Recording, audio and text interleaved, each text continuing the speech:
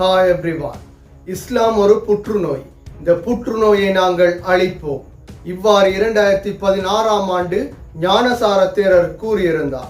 இந்த வழக்கின் இறுதி வழக்கு இன்று நடைபெற்ற நிலையில் இதிலே கலந்து கொள்ளாத ஞானசார தேரருக்கு எதிராக நீதிமன்றம் பிடியாணை பிறப்பித்துள்ளது. தற்போதைய அரசாங்கமும் இனவாத கருத்துக்களுக்கு புதிய சட்டங்களையும் கொண்டு வருவோம் என கூறியுள்ளது. எனவே ஞானசார தேரர் போன்றவர்களின் கருத்துக்கள் அடியோடு அழிக்கப்பட வேண்டும். இலங்கையில் இருந்து இனவாத கருத்துக்கள் துடை தெரியப்பட வேண்டும். இனவாதிகளுக்கு சாவுமணி அடிக்கப்பட வேண்டும். இது தொடர்பாக பார்ப்பதற்கு முன்னர் தனியொருமை யூடியூப் சேனலை சப்ஸ்கிரைப் செய்யாதவர்கள் சப்ஸ்கிரைப் செய்து உங்கள் ஆதரவை வழங்குங்கள்.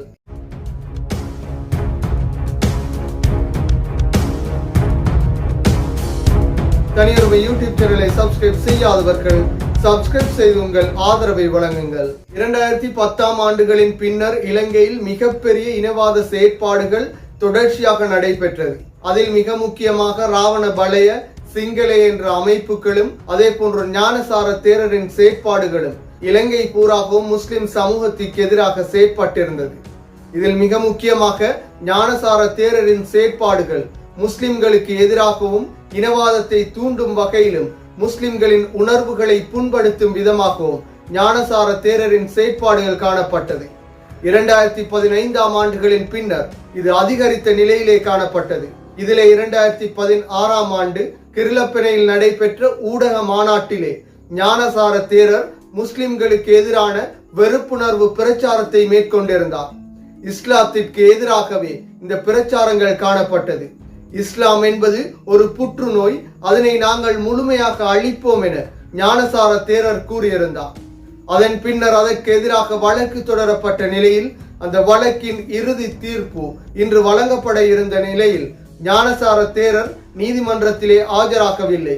ஞானசார தேரர் சார்பிலே ஆஜராகிய சட்டத்தரணி ஞானசார தேரரின் உடல்நிலை பாதிப்படைந்துள்ளதாகவும் அதன் காரணத்தினால் வைத்தியசாலையில் அனுமதிக்கப்பட்டுள்ளதாகவும் அவரினால் நீதிமன்றத்தில் ஆஜராக முடியவில்லை எனவும் கூறியிருந்தார். இந்த வழக்கு அடுத்த வருடம் ஜனவரி 9ஆம் தேதிக்கு ஒத்திவைக்கப்பட்டது. அதே போன்று ஞானசார தேரருக்கு பிடியாணையும் பிறப்பிக்கப்பட்டது. இவ்வாறு ஞானசார தேரருக்கு பலமுறை பிடியாணைகள் பிறப்பிக்கப்பட்ட நிலையிலும் அவர் கைது செய்யப்படாத நிலையே காணப்படுகின்றது. அதே போன்று கைது செய்யப்பட்டு தீர்ப்புகள் வழங்கப்பட்டு சிறையில் அடைக்கப்பட்ட போதும் ஜனாதிபதிகளால் கூட பொது மன்னிப்பு என்ற பெயரிலே விடுதலை செய்யப்பட்டுள்ளார். இவ்வாறு பல சந்தர்ப்பங்களிலே இவர் கைது செய்யப்பட்டிருந்தாலும் நீதியின் முன் நிறுத்தப்பட்டிருந்தாலும் விடுதலை செய்யப்படும் பல சந்தர்ப்பங்கள் காணப்படுகின்றது. என்றாலும் தற்போதைய அரசாங்கம் தேசிய மக்கள் சக்தி இனவாதத்திற்கு எதிராக முழுமையாக செயற்படுவோம் என கூறியிருந்தனர். அதே போன்று இந்த இனவாதங்களை அடக்க வேண்டும், இனவாதங்களை முழுமையாக ஒழிக்க வேண்டுமாக இருந்தால் தற்போது காணப்படும் சட்டங்கள் போதாமல் இருந்தாலும் புதிய சட்டங்களை உருவாக்குவோம் என தேசிய மக்கள் சக்தி கூறியிருந்தது. எனவே இவ்வாறு ஞானசார தேரர் போன்றவர்கள் இனவாத கருத்துக்களை மீண்டும் கூறுவார்களாக இருந்தால் அல்லது புதியவர்கள் இந்த இனவாத கருத்துக்களை கூறுவார்களாக இருந்தால் சிறுபான்மை இனத்தையும் பெரும்பான்மை இனத்தையும் இரு கூறாக்கி நாட்டிலே காணப்படும் ஒற்றுமையை குலைப்பார்களாக இருந்தால் அவர்களுக்கு சரியான தண்டனைகள் வழங்கப்பட வேண்டும். பிரதேச வாரியாக, இனவாரியாக, மொழி வாரியாக என பல விதங்களிலே அரசியல் சுயலாபத்திற்காக இலங்கையில் இனவாதங்கள் தூண்டப்பட்டது.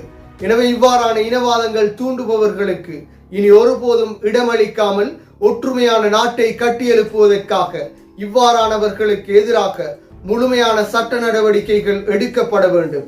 அவ்வாறு எடுத்து தண்டனைகள் வழங்கப்பட்டால் மாத்திரமே இலங்கையிலிருந்து முழுமையாக இனவாதம் துடை தெரியப்படுவதுடன் ஒற்றுமையான பலமான நாடாக, பொருளாதாரத்திலும் கட்டியெழுப்பக்கூடிய நாடாக இலங்கை மாற்றம் அடையும்.